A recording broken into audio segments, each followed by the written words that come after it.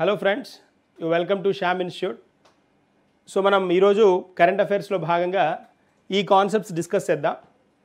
డోక్రా కళాకృతులు, మణిపూర్లో రాష్ట్రపతి పాలన, ఆసియా మత్స్య మరియు ఆక్వాకల్చర్ ఫోరం, దీన్నే మనం Asia fisheries aquaculture forum and aquaculture forum. తర్వాత 3,000కు పైగా పేటెంట్లు. ఇండియా రిపోర్ట్ అనమాట, ఇది భారతదేశంది, భారత్ రిపోర్ట్. సో ఏంటనేది చూద్దాం. రెట్టింపు ద్వైపాక్షిక వాణిజ్యం, బైలాటరల్ ట్రేడ్ డబుల్ అంటున్నాడు. రెట్టింపు ద్వైపాక్షిక వాణిజ్యం. తర్వాత అంతర్జాతీయ బాల్య క్యాన్సర్ దినోత్సవం, బాలల క్యాన్సర్ దినోత్సవం అన్నమాట. ఈ కాన్సెప్ట్స్ మనం డిస్కస్ చేద్దాం వన్ బై వన్. దానిలో భాగంగా మొదటిగా మనం కనుక చూస్తే ఇక్కడ అబ్జర్వ్ చేయండి. ఇవి మనకి ఇక్కడ కనిపిస్తోంది, ఇది డోక్రా ఆర్ట్ అనమాట. డోక్రా ఆర్ట్ వర్క్ ఇది వార్తల్లో ఎందుకు ఉంది అని అంటే, ఈ వర్క్ దీని ద్వారా కొన్ని బొమ్మలు తయారు చేస్తారన్నమాట. మనం ఏటి కొప్పాక గురించి మాట్లాడుకున్నాం. అదే మాదిరిగా ఇవేంటి అని అంటే, ఇవి ఈ టైప్లో ఉన్నాయి చూడండి. ఇలా వీటిని ఈ బొమ్మల్ని తయారు చేస్తారు. వీటిని మన ప్రధానమంత్రి అమెరికా ఫ్రాన్స్ పర్యటనలో ఉన్నారు కదా, ఫ్రాన్స్ పర్యటనకు వెళ్ళినప్పుడు అప్పుడు అక్కడ ఫ్రాన్స్ హెడ్కి అంటే ఫ్రాన్స్ ప్రైమ్ మినిస్టర్కి ఇది గిఫ్ట్గా ఇవ్వడం జరిగిందనమాట. సో అందుకని ఇది వార్తల్లోకి వచ్చాయి, డోక్రా కళాకృతులు అనమాట.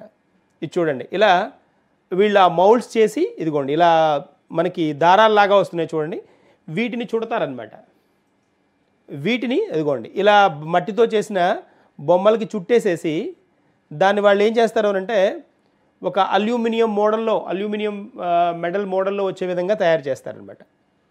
ఇవి ఈ టైప్ ఆఫ్ అంటే ఈ డోక్రా కళాకృతులు మనకి దాదాపుగా భారతదేశంలో 4,000 సంవత్సరాల నుంచి పూర్వం నుంచి ఫాలో అవుతూ వస్తున్నాయనే హిస్టరీ ఉందన్నమాట. కాబట్టి చాలా ప్రముఖమైనవి కదా, ఖచ్చితంగా తెలుసుకోవాల్సిన అంశం. సో దీని గురించి మనం ఒక పాయింట్కి వెళ్దాం, అంటే ఒక పాయింట్ డిస్కస్ చేద్దాం. ఇక్కడ ఇటీవల మనకి ప్రధానమంత్రి ఫ్రాన్స్ యొక్క అధ్యక్షుడికి ఈ డోక్రా కళాఖండాలని బహుమతిగా ఇవ్వడం జరిగిందనమాట. దీని ప్రత్యేకత ఏంటో చూద్దాం. వీటి ప్రత్యేకత కనుక మనం చూస్తే ఒకసారి డోక్రా కళాఖండాల గురించి కనుక మనం చూస్తే ఇవి ఎక్కడెక్కడ అంటే ఏ రాష్ట్రాల్లో మనకి ఇదిగోండి ఇక్కడ కనిపిస్తున్నాయి చూడండి, ఇక్కడ కనిపిస్తున్నాయి చూడండి, ఇదిగో ఇలా తయారు చేస్తారనమాట, ఇలా తయారు చేస్తారు.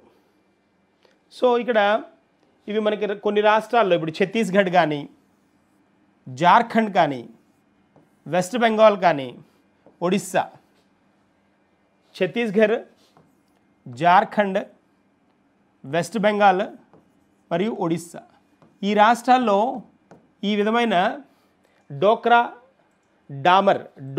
డామర్ తెగలకు సంబంధించిన మధ్య భారతదేశంలోని సాంప్రదాయ లోహ కమ్మరులు అనమాట. వీళ్ళు సాంప్రదాయ లోహ కమ్మరులు. ఏ తెగ వాళ్ళు? డోక్రా డామర్ అనే తెగలకు చెందిన వాళ్ళు అనమాట. వీళ్ళు ధోక్రా అనొచ్చు, డోక్రా అనొచ్చు. డోక్రా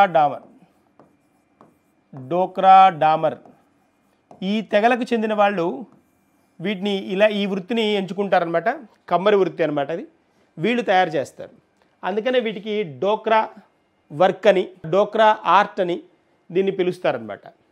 తర్వాత ఇక్కడ మనం చూస్తే ఇంకొక పాయింట్ కనుక అబ్జర్వ్ చేస్తే, ఇవి ఈ మనకి ఇండస్ వ్యాలీ సివిలైజేషన్ మనం కనుక చూస్తే సింధు నాగరికత ప్రాంతంలో ఇలాంటి బొమ్మలు మనకి దొరికాయనేది ఆ నాగరికతకు సంబంధించిన ఆనవాళ్ళు చెప్తున్నాయి. ఇలాంటివి అనమాట, ఇలాంటివి కళాఖండాలన్నమాట. సో వీటికి అంటే అంతా 4,000 సంవత్సరాలకు పూర్వమే ఇలాంటి కళ మన దగ్గర ఉంది, దాన్ని ఇప్పటికీ కంటిన్యూ అవుతుంది అనేది గొప్ప విషయం. ఇక్కడ సాంకేతికత కనుక చూస్తే అంటే దేన్ని ఉపయోగించి వీళ్ళు తయారు చేస్తారు అని అంటే, లోహపు తారాగణం కోసం మైనపు సాంకేతికత లేదా సిరే పెడ్యూన్ను ఉపయోగిస్తారు. ఇది ఒక మెటల్ అనమాట, ఇదొక అంటే బంకమన్నులాగా ఉంటుంది, దాన్ని వాడతారనమాట. తర్వాత ఇది ఎక్కడ అంటే దీనికి సంబంధించిన పూర్వపరాలు ఎక్కడివి అని అంటే ఈ భారతదేశంలో 4000 సంవత్సరాలకు పైగా ఇది ఉపయోగించబడింది. మొట్టమొదట డోక్రా కళాఖండాలు మొహంజదారో నృత్యకారిణి, ఇవి మొహంజదారో నృత్యకారిణి మీరు హిస్టరీలో చదువుతారు. ఇలాగే ఈ డాల్సే కనిపిస్తాయి అన్నమాట. మొహంజదారోలో దొరికాయని చెప్తారు. నృత్యకారిణి డ్యాన్స్ వేస్తున్న, ఇక్కడ మనకి సోల్జర్స్ ఉన్నారు. అలాగే నృత్యకారిణి బొమ్మ ఒకటి దొరుకుతుందన్నమాట మొహంజదారోలో. సో అక్కడ రిఫరెన్స్ ఇస్తున్నాయన్నమాట. అన్ని సంవత్సరాల నుంచి టర్న్ అవుతున్న ఒక కళ అనమాట. దీని థీమ్ కనుక చూస్తే మనం కళాకారులు ప్రకృతి, పురాణాలు మరియు దైనందిన జీవితం నుండి ప్రేరణ పొందుతారు అనేది దీని థీమ్ అనమాట. అదే మన ఇతివృత్తం అంటాం కదా, ఇతివృత్తం అనమాట. కళాకారులు ప్రకృతి, పురాణాలు మరియు దైనందిన జీవితం నుండి ప్రేరణ పొందుతారు అనేది దీని ఇతివృత్తం అనమాట. సో మనం కనుక చూస్తే ఇంకొన్ని పాయింట్స్ కనుక, అంటే ఇంకొక క్వశ్చన్ చూద్దాం దీనికి రిలేటెడ్గా. భారతదేశంలో ఈ ధోక్రా కళకు ధోక్రా అనొచ్చు, డోక్రా అనొచ్చు, డజంట్ మేక్ ఎనీ డిఫరెన్స్ అనమాట. ఢోక్రా అని కూడా అనొచ్చు. ఈ కళకు ప్రసిద్ధిగాంచిన ప్రాంతం ఏది అని అడుగుతున్నాడు. మనం కొన్ని రాష్ట్రాలు చెప్పుకున్నాం ఇక్కడ. మనం చెప్పుకున్న వాటిల్లో ఒడిస్సా ఉంది, పశ్చిమ బెంగాల్ ఉంది, పశ్చిమ బెంగాల్, ఛత్తీస్గఢ్ ఉంది, ఛత్తీస్గఢ్. ఇవి ఒడిస్సా, వెస్ట్ బెంగాల్, ఛత్తీస్గఢ్, ఇవి మనకి కనిపించినవి. అంటే ఈ రాష్ట్రాల్లో ఈ కళకు సంబంధించిన ఆనవాళ్ళు ఉన్నాయని చెప్పుకున్నాం కదా మనం. ఇక్కడ చూడండి, అంటే ఇప్పుడు ఏమడుగుతున్నాడు, భారతదేశంలో డోక్రా కళకు ప్రసిద్ధిగాంచిన ప్రాంతం ఏది అని అంటున్నాడు. బస్తర్ ఛత్తీస్గఢ్, జైపూర్ రాజస్థాన్, రాజస్థాన్ మనం ఎక్కడ వినలేదు కదా, ఇది లేదు. Varanasi Uttar Pradesh, no. Mysore Karnataka, no. That is Bastar Chhattisgarh. So first option మన కరెక్ట్ ఆన్సర్ అనమాట. Answer A is correct. Jharkhand కూడా ఉంది, జార్ఖండ్ కూడా ఈ 4 ప్రాంతాలు అనమాట. జార్ఖండ్, ఒడిస్సా, పశ్చిమ బెంగాల్, ఛత్తీస్గఢ్. ఛత్తీస్గఢ్లో బస్తర్ అనేది ఒక ప్రాంతం, సిటీ అనమాట, అక్కడదనమాట. That's one. సో నెక్స్ట్ వన్కి వెళ్దాం. యా, మణిపూర్లో రాష్ట్రపతి పాలన. ఇప్పుడు మనకి వార్తల్లో ఒక బజ్జింగ్ న్యూస్ అనమాట, ఇది వెరీ స్పెషల్ న్యూస్. రాష్ట్రపతి పాలన.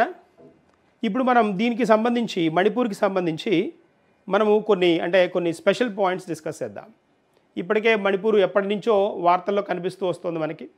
ఇక్కడ కొన్ని తెగల వారి మధ్య ఎప్పటి నుంచో, అంటే 2023 మే మంత్ నుంచి అక్కడ కొట్లాటలు, కన్ఫ్లిక్ట్స్ జరుగుతున్నట్టుగా, డిస్ప్యూట్ జరుగుతున్నట్టుగా, అవి తీవ్ర స్థాయిలో వెళ్ళిపోయి అక్కడ రాష్ట్రపతి పాలన వచ్చే విధంగా, అంటే ముఖ్యమంత్రి బిరేన్ సింగ్ కూడా ఆయన ఏం చేశారు, రిజైన్ చేసేసారు. దాన్ని ఆయన రెసిగ్నేషన్ని మన గవర్నర్కి ఇవ్వడం కూడా జరిగింది. ఇప్పుడు నెక్స్ట్ స్టెప్ ఏంటి అని అంటే రాష్ట్రపతి పాలన. రాష్ట్రపతి పాలనకు అంటే ఎలాంటి చర్యలు ఉన్నాయి, అక్కడ ఎలాంటి కండిషన్స్ ఉన్నాయి. ఒకవేళ రాష్ట్రపతి పాలన కనుక వస్తే అప్పుడు ఇక గవర్నర్ పవర్స్ని, తర్వాత పరిపాలనాపరమైన ఈ శాసనసభకు సంబంధించిన అంశాలన్నీ రాష్ట్రపతి చేతిలోకి వెళ్ళిపోతాయి. హైకోర్టు కూడా పవర్ ఉండదు. ఇలాంటి కాంటెక్స్ట్లన్నీ జరుగుతాయి జనరల్గా రాష్ట్రపతి పాలన. మరి ఈ రాష్ట్రపతి పాలన మొదటిసారా ఇక్కడ ఇది ఫేస్ చేయడం అని అంటే కాదు, మొదటిసారి కాదు మణిపూర్ ఫేస్ చేయడం. ఇది 11th ప్రెసిడెంట్ రూల్ అనమాట, 11th టైం అనమాట. 11th టైం, 11వసారి మణిపూరు ఈ ప్రాబ్లమ్ని ఫేస్ చేస్తోంది. మణిపూరు 11వసారి అంటున్నాం కదా రాష్ట్రపతి పాలన.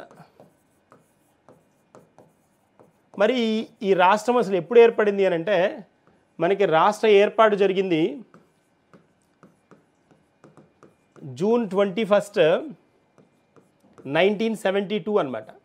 1972లో ఏర్పడింది ఈ రాష్ట్రం. 1972లో ఏర్పడింది. అంతకుముందు దాదాపుగా ఒక 5 ఏళ్ళు మనకి ఇది కేంద్రపాలిత ప్రాంతంగా ఉంది. ఎనీవేస్ 1972 ఇది ప్రారంభమైనప్పటి నుంచి, ఈ రాష్ట్రం ప్రారంభమైనప్పటి నుంచి ఇది 11వసారి ఇక్కడ రాష్ట్రపతి పాలన రావడం. రాష్ట్రపతి పాలన అనగానే అంటే మనకి 1972 నుంచి కదా. దీనికి ముందు ఎప్పుడు వచ్చింది అని అంటే, దీనికి ముందు అంటే 10వసారి మనం గమనించింది ఎప్పుడు అని అంటే 1993-94 సంవత్సరాల్లో. 93-94 టైంలో మనము దీనికి ముందు రాష్ట్రపతి పాలన దాదాపుగా 1 సంవత్సరం పాటు అనమాట. 1 సంవత్సరం పాటు రాష్ట్రపతి పాలన జరిగింది.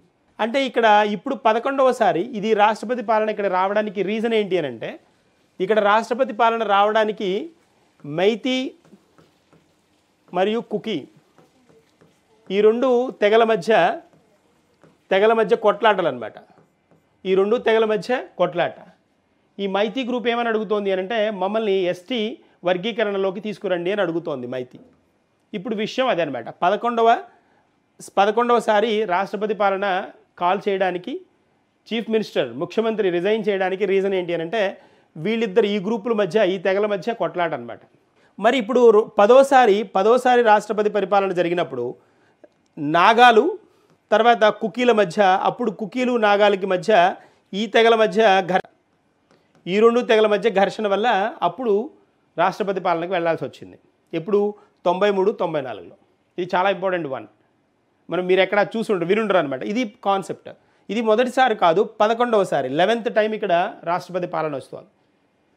అది కాన్సెప్ట్. అయితే ఇక్కడ మరి ఇప్పుడు ఈ బీరేన్ సింగ్ అని ఉన్నారు కదా, ఈ బీరేన్ సింగ్ అని ఉన్నారు. మొన్నటిదాకా అంటే మనకి ఇక్కడ ముఖ్యమంత్రి కదా, ఈ ముఖ్యమంత్రిగా ఇతను రెసిగ్నేషన్ ఇచ్చారు అనుకున్నాం, రాజీనామాని ఇచ్చారు. ఈయన 2017లో ఇక్కడ ముఖ్యమంత్రిగా జాయిన్ అయ్యారనమాట. 2017లో ముఖ్యమంత్రి పదవికి ఈయన ఎన్నికవ్వడం జరిగిందనమాట 2017లో. సో 2017 నుంచి 2017 తర్వాత ఇక్కడ ప్రాబ్లం స్టార్ట్ అయింది ఎప్పుడు, 2023 కదా. ఇక్కడ ఇష్యూ స్టార్ట్ అయింది ఎప్పటి నుంచి అంటే 2023 మే మంత్ నుంచి స్టార్ట్ అయింది. ఇక్కడ ఈ 2 తెగలకి మధ్య కొట్లాట అనమాట. అది తీవ్ర స్థాయికి వెళ్ళిపోయింది. అయితే ఈ బీరేన్ సింగ్ ఇక్కడ బీరేన్ సింగ్ గురించి కనుక మనం చెప్పుకుంటే, ఇతని కాన్స్టిట్యుయెన్సీ ఏంటి అంటే హింగ్యాంగ్ అనేది ఇతని కాన్స్టిట్యుయెన్సీ అనమాట. హింగ్యాంగ్ అసెంబ్లీ నుంచి నియోజకవర్గం నుంచి పోటీ చేయడం జరిగింది, అక్కడి నుంచి గెలవడం జరిగింది. హింగ్యాంగ్ ఇంపార్టెంట్ వన్, అది గుర్తుంచుకోవాల్సింది. తర్వాత ఇక్కడ మరి దీనికి తర్వాత ఏమైంది, కండిషన్ ఏమైంది అని అంటే, ఇక్కడ చూడండి. ఈ ఇష్యూ గురించి 2023లోనే 2 కమిటీలు వేశారనమాట. జూన్లో ఒక కమిటీ, తర్వాత ఆగస్టులో ఒక కమిటీ.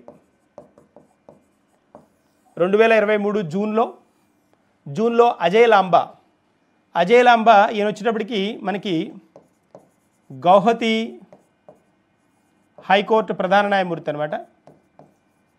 గౌహతి హైకోర్టు ప్రధాన న్యాయమూర్తిగా పనిచేసి రిటైర్డ్ అయ్యారనమాట. ఈయనని అజయ్ లాంబాని ఇక్కడ జరుగుతున్న ఇష్యూస్ గురించి కంప్లీట్గా ఇన్ఫర్మేషన్ తెలియడానికి ఇతని కమిటీని వేశారు.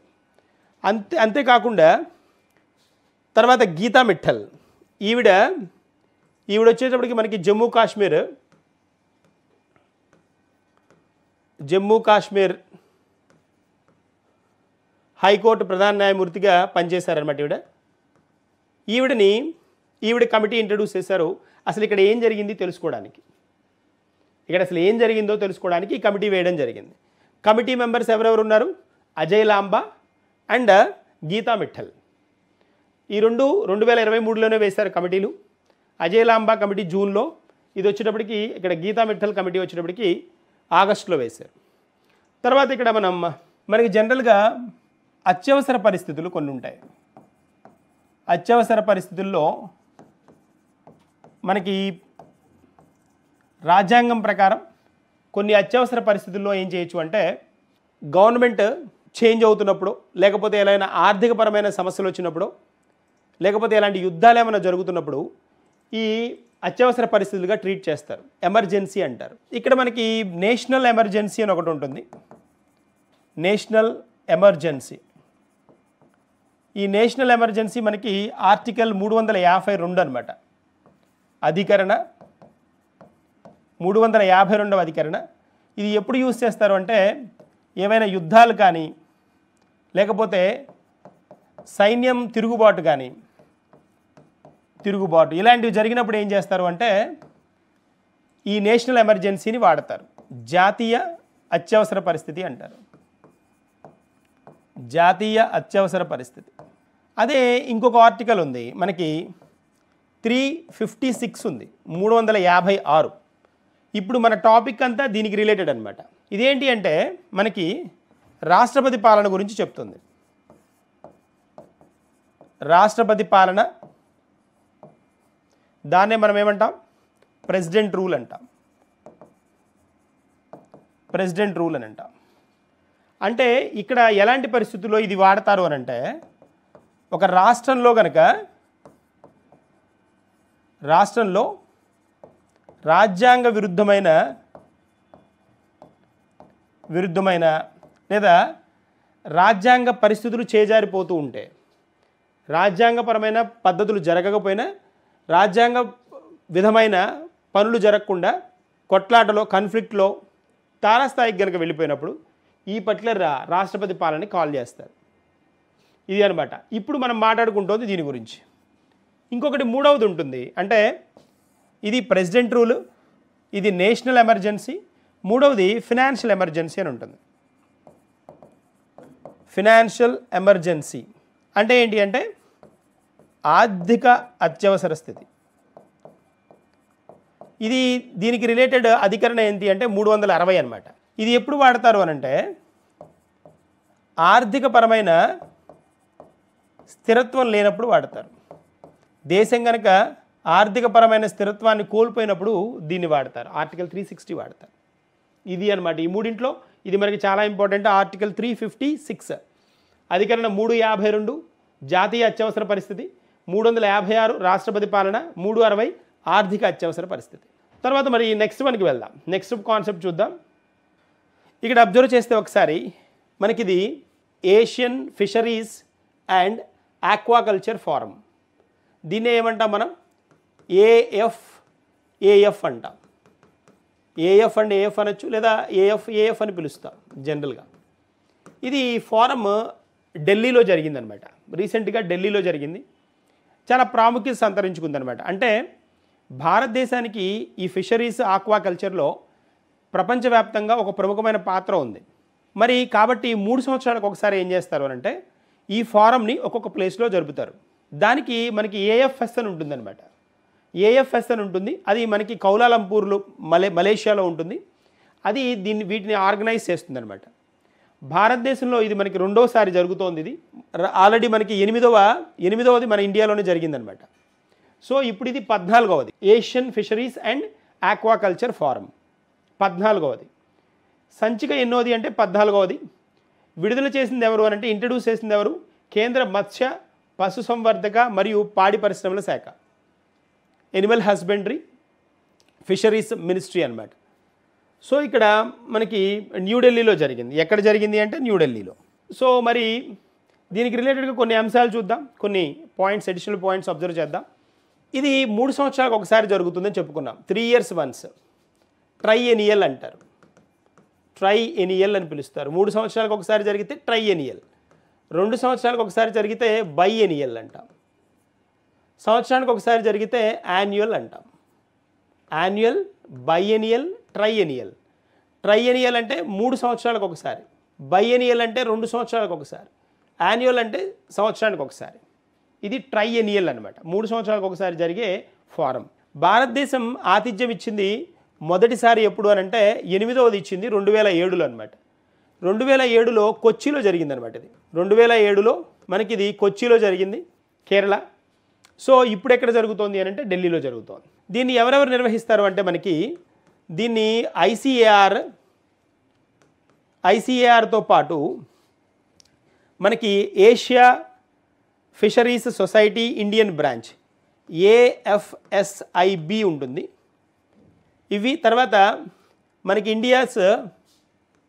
ఇండియా డిపార్ట్మెంట్ ఆఫ్ ఫిషరీస్ అని ఉంటుంది, DOF. ఈ ముగ్గురు కలిసి దీన్ని నిర్వహిస్తారనమాట. Indian council for agriculture research, తర్వాత డిపార్ట్మెంట్ ఆఫ్ ఫిషరీస్, ఇది గవర్నమెంట్ ఆఫ్ ఇండియా హ్యాండ్ ఓవర్లో ఉంటుందన్నమాట.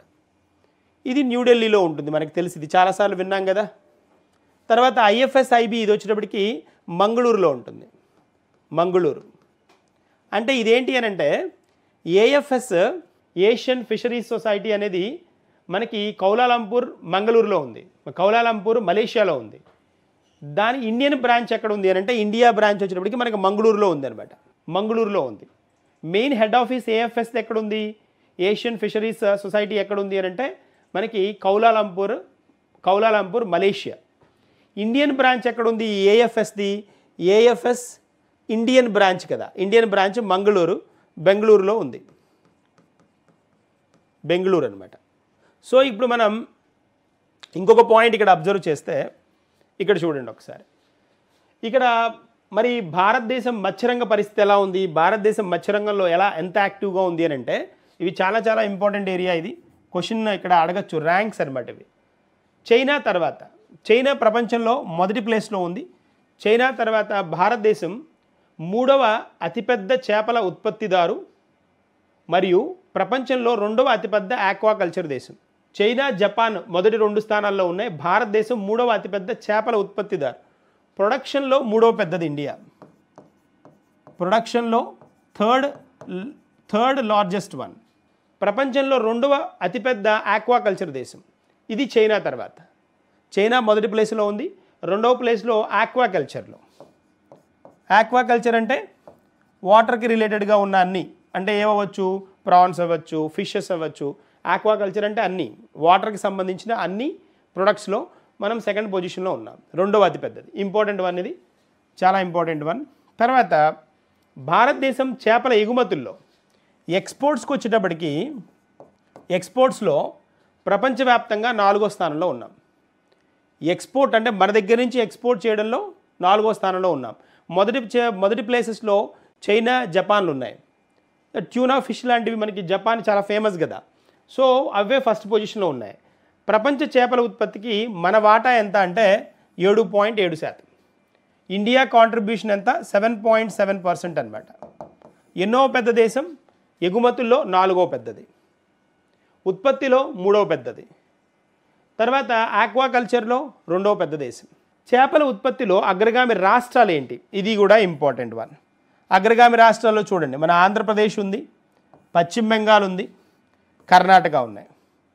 ఏపీ, వెస్ట్ బెంగాల్, కర్ణాటక, ఈ 3 రాష్ట్రాలు టాప్ పొజిషన్లో ఉన్నాయన్నమాట. దేనిలో, చేపల ఉత్పత్తిలో అగ్రగామి రాష్ట్రాలు అనమాట. ఇంపార్టెంట్ వన్, గుర్తుంచుకోవాల్సిన అంశం. తర్వాత మనం చూస్తే ఇక్కడ చూడండి, ఇప్పుడు ఇంకొక కాన్సెప్ట్ చూద్దాం. మనం ఇంకొక కాన్సెప్ట్ గురించి ఒకసారి చూద్దాం. 3,000కు పైగా పేటెంట్స్ అంటున్నాడు. ఈ పేటెంట్ అంటే ఏంటో చూద్దాం ఒకసారి. పేటెంట్లు, ఈ పేటెంట్లు అనేవి ఏంటి అని అంటే మనకి వీటిని ఐపీఆర్లు అంటారు. పేటెంట్లు అనేది ఐపీఆర్ అనమాట, ఒక ఐపీఆర్ మోడల్ అనమాట. ఐపీఆర్ అంటే ఏంటి అని అంటే intellectual property rights, intellectual property rights అంట. ఇంటలెక్చువల్ ప్రాపర్టీ రైట్స్ అంటే తెలుగులో దీన్ని ఏమంటారంటే మేధో సంపత్తి హక్కులు అంటారు. మేధో సంపత్తి హక్కులు అంటారు, ఇంటలెక్చువల్ ప్రాపర్టీ రైట్స్ అంట. ఈ ఇంటలెక్చువల్ ప్రాపర్టీ రైట్స్ అంటే ఏంటి అంటే చిన్న బ్రీఫ్ ఇస్తాను నేను, ఇక్కడ అర్థమైపోతుంది.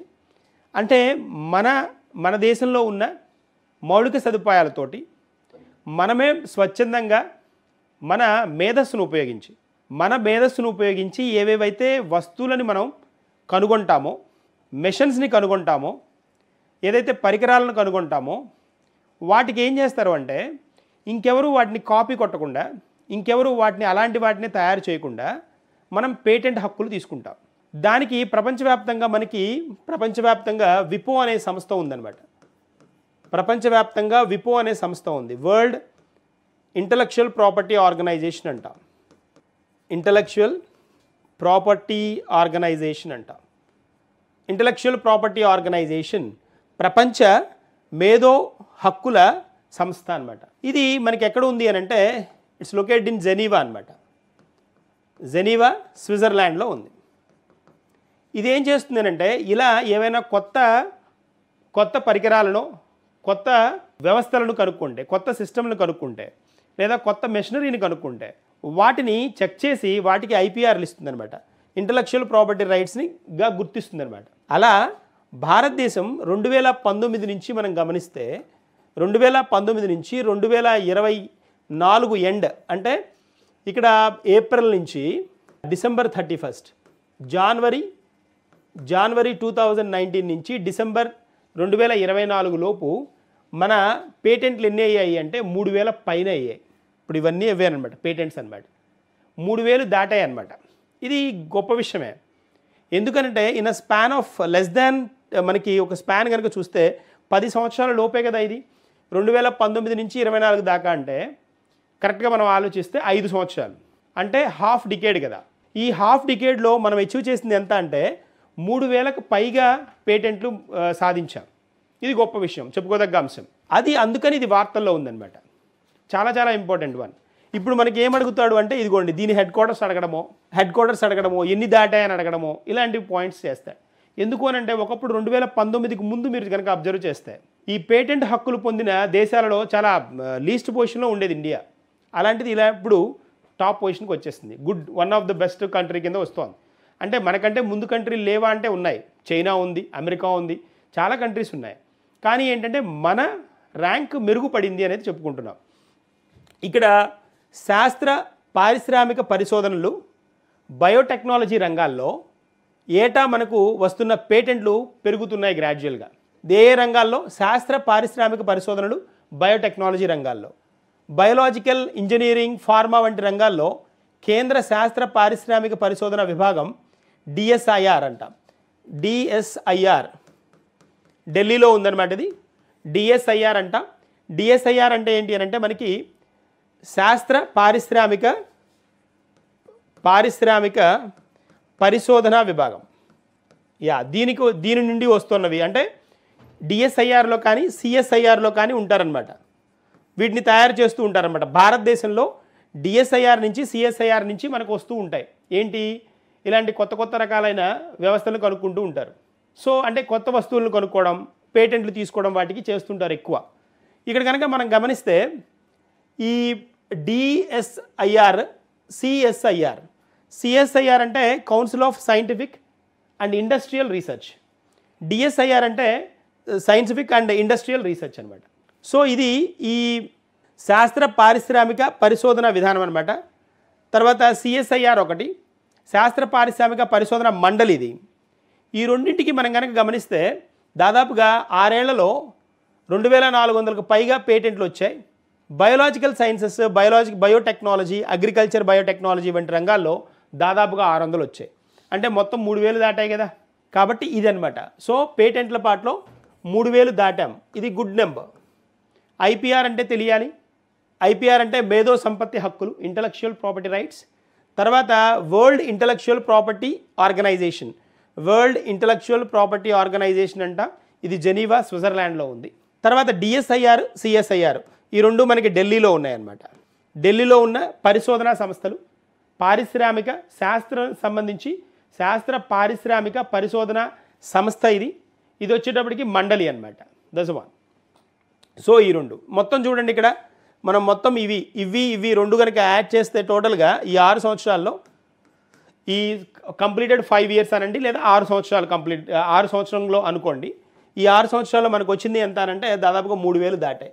3000కు పైగా మనం కొత్త పరిశోధనని ప్రవేశపెట్టి వాటికి పేటెంట్ హక్కులు తీసుకున్నాం. తర్వాత నెక్స్ట్ వన్కి వెళ్దాం. నెక్స్ట్ వన్ చూద్దాం. ద్వైపాక్షిక వాణిజ్యం రెట్టింపు. ఇది మనకి హెడ్లైన్లో కనిపించిన న్యూస్ అనమాట ఇవాళ వార్తల్లో. భారత్, అమెరికా ఈ రెండు దేశాలు ద్వైపాక్షిక వాణిజ్యం అంటున్నాడు, బైలాటరల్ ట్రేడ్ అనమాట. ఏమంటున్నాడు? 2030 నాటికి డబుల్ చేస్తామంటున్నారు. 2030 కల్లా $500 బిలియన్ వెళ్తుంది అంటున్నారు. ఇప్పుడు 2250 బిలియన్ డాలర్లు ఉంది. దాన్ని 2030 కల్లా $500 బిలియన్ చేస్తాం. అంటే ఇప్పుడు ఉన్నదానికి డబుల్ చేస్తామని. ఏది? ద్వైపాక్షిక వాణిజ్యం. ఆ ద్వైపాక్షిక వాణిజ్యం ఏమేమి అవ్వచ్చు? రక్షణ రంగానికి సంబంధించింది అవ్వచ్చు, రక్షణ రంగంతో పాటు శాస్త్ర పరిజ్ఞానం కావచ్చు, దాంతోపాటు తర్వాత పౌర విమానయానం కావచ్చు, సివిల్ ఏవియేషన్ అంటాం కదా, ఇలా వేటికి రిలేటెడ్ అయినా, ఆయిల్కి రిలేటెడ్ అవ్వచ్చు, ఏవైనా కలిపి మొత్తం టోటల్గా 2030కి $500 బిలియన్ చేరతామని చెప్తున్నారు.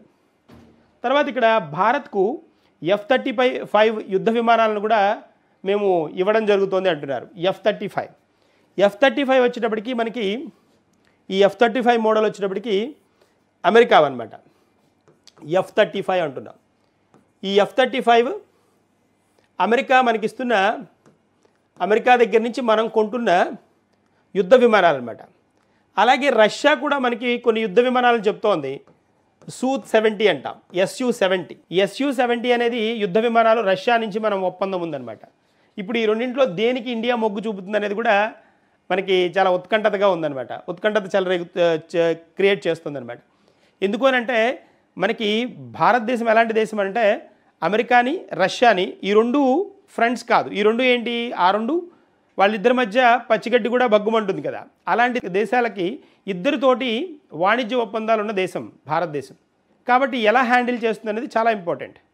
ఇక్కడ కొన్ని కొత్త పదాలు వీళ్ళు ఇంట్రడ్యూస్ చేయడం జరిగింది ఈ పర్టికులర్ ఒప్పందం ప్రకారం. అంటే ఈ ద్వైపాక్షిక వాణిజ్య ఒప్పందంలో ఇదిగోండి రూపీ డాలర్ రెండు హ్యాండ్స్ కలుపుతున్నట్టుగా మనకి ఇమేజ్ కూడా ఇచ్చాడు కదా. దీనిలో కనుక అబ్జర్వ్ చేస్తే మనం ఇక్కడ ఒక కొత్త టెర్మినాలజీ వాడారు, స్పెషల్ టెర్మినాలజీ, మాగా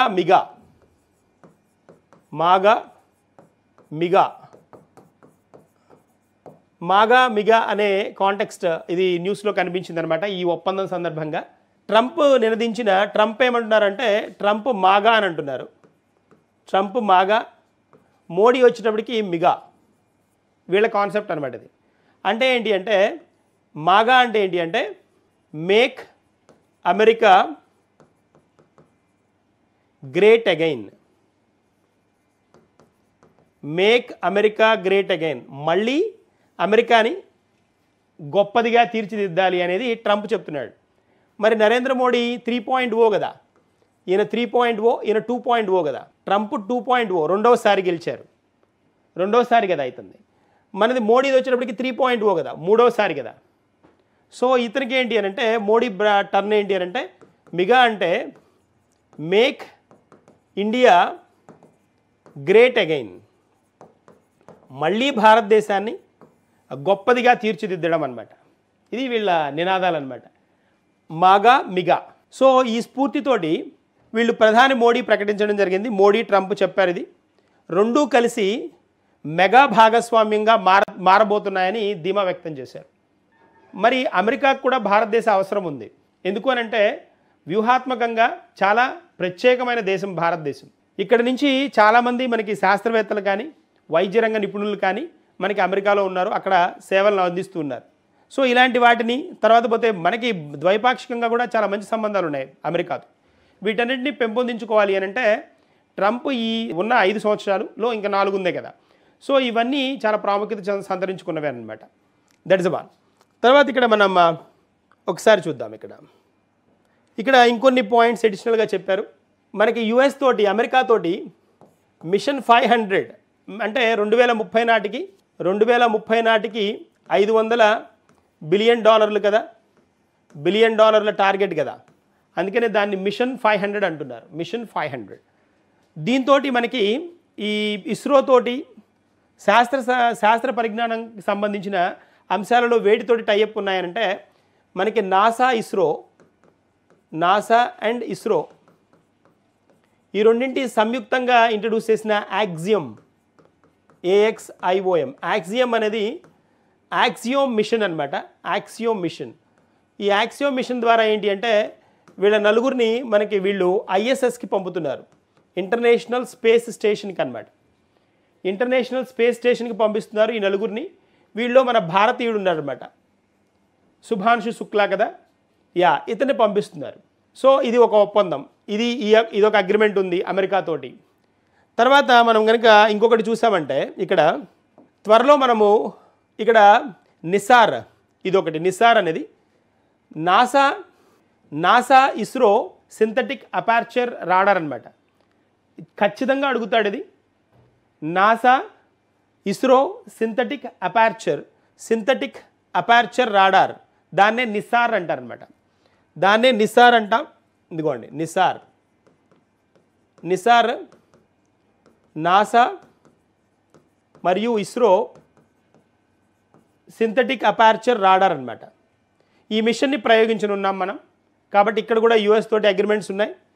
తర్వాత ట్రస్ట్, TRUST, ట్రస్ట్ అనే ఒక పథకం మీద కూడా ఒకటి పథకాన్ని కూడా ఇంట్రడ్యూస్ చేయబోతున్నారు.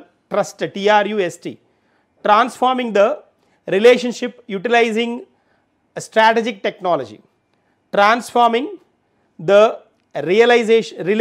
రిలేషన్షిప్ యూటిలైజింగ్ స్ట్రాటజిక్ టెక్నాలజీ అనమాట. ఈ పథకం ద్వారా ఏంటి అని అంటే రక్షణ రంగం, డిఫెన్స్తో పాటు రక్షణ రంగం, ఆర్టిఫిషియల్ ఇంటెలిజెన్స్, సెమీ కండక్టర్స్, తర్వాత క్వాంటమ్ బయోటెక్నాలజీ, తర్వాత ఫ్యూయల్, ఇంధనం, అంతరిక్ష రంగాల్లో ప్రభుత్వాలు ప్రైవేటు స్థాయిల్లో పరస్పరం సహాయ సహకారాలు అందించుకుంటాయి దీని ద్వారా అనమాట. సో తర్వాత ఇవి 3 మేజర్ అగ్రిమెంట్స్ అనమాట మనకి అమెరికాతో ఉన్నవి.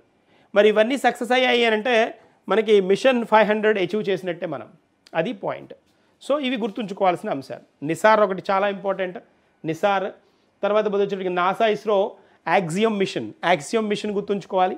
తర్వాత ట్రస్ట్, ఈ 3 గుర్తుంచుకోవాలి. యాక్సియం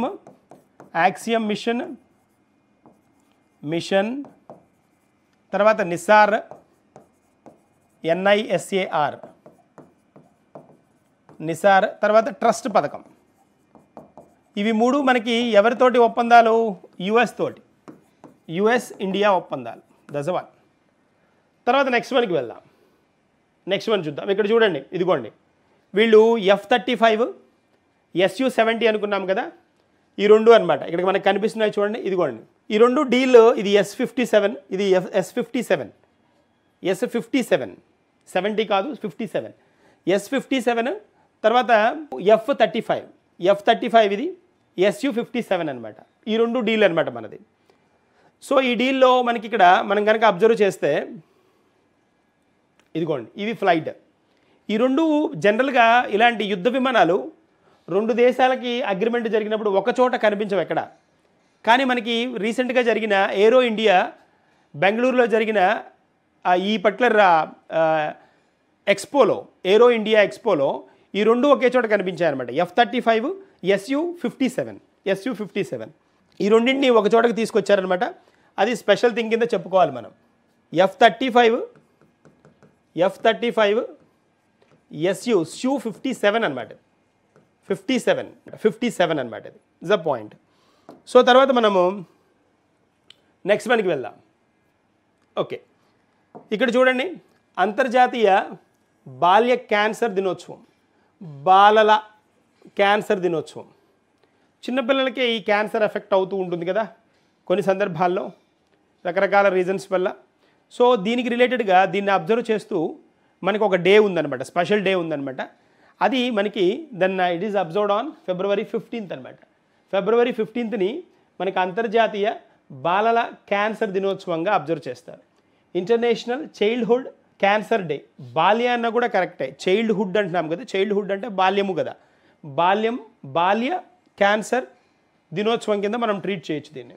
దీని ఇతివృత్తం ఏంటి, థీమ్ ఏంటి అని అంటే ఇన్స్పైరింగ్ యాక్షన్. దీని థీమ్ ఏంటి అని అంటే ఇన్స్పైరింగ్ యాక్షన్ అనమాట. చాలా ఇంపార్టెంట్. థీమ్లు అడుగుతున్నాడు ఈ రీసెంట్ పార్ట్లో. డే అడుగుతూ డేకి రిలేటెడ్గా థీమ్ అడుగుతాడు. డే మెన్షన్ చేసి 15 ఫిబ్రవరిని మనం అంతర్జాతీయ బాల్య క్యాన్సర్ దినోత్సవంగా జరుపుకుంటాం. దాన్ని ICCD అంటాం. దాని థీమ్ ఏంటి, దాని ఇతివృత్తం ఏంటి అని అడుగుతాడు. Inspiring action. ఇవ్వండి ఇక్కడ మనకు కనిపిస్తుంది కదా, దిస్ వన్ ICCD అనమాట. International childhood cancer day observed on February 15th. Feb 15th. ఇది మనకి ఇవాళ కరెంట్ అఫైర్స్. గట్టిగా ప్రిపేర్ అవ్వండి, 1-2 సార్లు వినండి, కాన్ఫిడెంట్గా వీటన్నిటిని నేర్చుకోండి. ఖచ్చితంగా ఇంకొన్ని కాన్సెప్ట్స్ తోటి మళ్ళీ మనం కలుద్దాం. Thank you and all the best.